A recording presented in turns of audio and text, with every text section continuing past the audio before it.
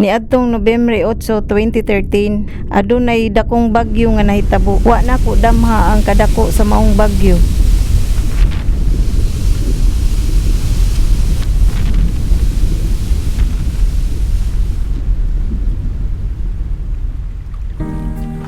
Mao kadto ang pinakasakit nga adlaw sa among kinabuhi. Apan bisan pa niana, niadtong miabot ang LWR. Gitabangan mi nila aron makatindog og balik ug magtindog sa among kaugalingon, ug dili lang didto nahunong ang LWR.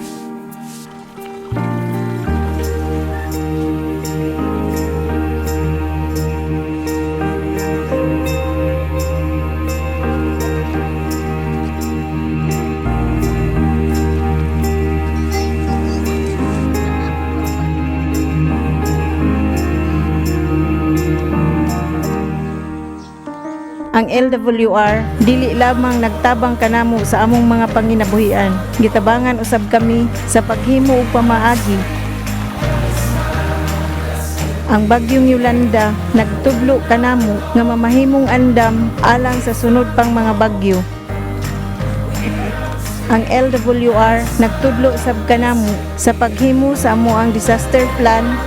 Nahibalo nami